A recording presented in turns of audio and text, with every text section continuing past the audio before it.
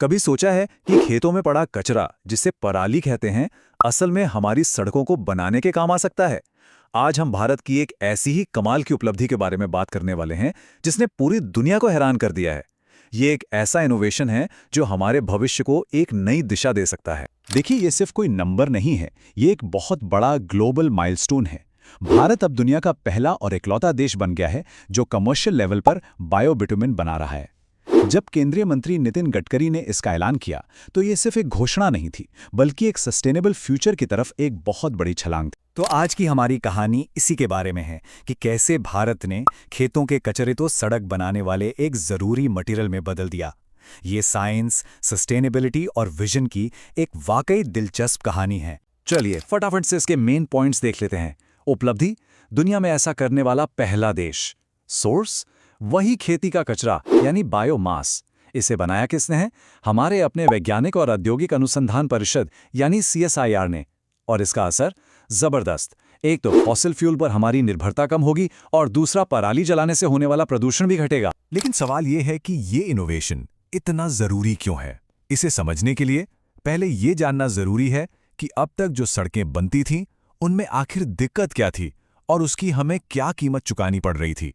अच्छा, पारंपरिक बिटुमिन को आसान भाषा में सड़क का गोंद समझ सकते हैं। यही वो काली चिपचिपी चीज है जो गिट्टी और पत्थरों को आपस में चिपका कर रखती है। और ये आता कहां से है? सीधे सीधे कच्चे तेल से। मतलब ये पूरी तरह से फॉसिल फ्यूल पर निर्भर है।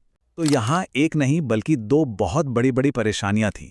एक तरफ तो हमारी सड़कें बनाने का तरीका पूरी तरह से फॉसिल फ्यूल पर टेका हुआ था, और दूसरी तरफ खेतों में जो पराली जलाई जाती थी उससे इतना भयानक वायु प्रदूषण होता था, खास तौर पर उत्तर भारत में, जिसका असर हम सब झेलते हैं। और बस यही एंट्री होती है इस कहानी के हीरो की, बायोबिटुमिन।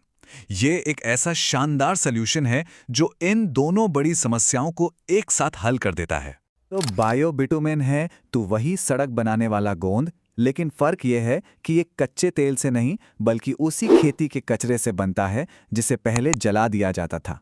मतलब ये एक रिन्यूएबल यानी नवीकरणीय विकल्प है। तो ये काम कैसे करता है? प्रोसेस सुनने में काफी सीधा और असरदार है। पहला कदम, खेतों से पराली जैसा कचरा इकट्ठा करो। दूसरा कदम, उसे प्रोसेस करके बायोबिटुमिन बनाओ। और तीसरा कदम, उस बायोबिटुमिन से हरी भरी सस्टेनेबल सड़कें बनाओ। है ना कमाल की बात?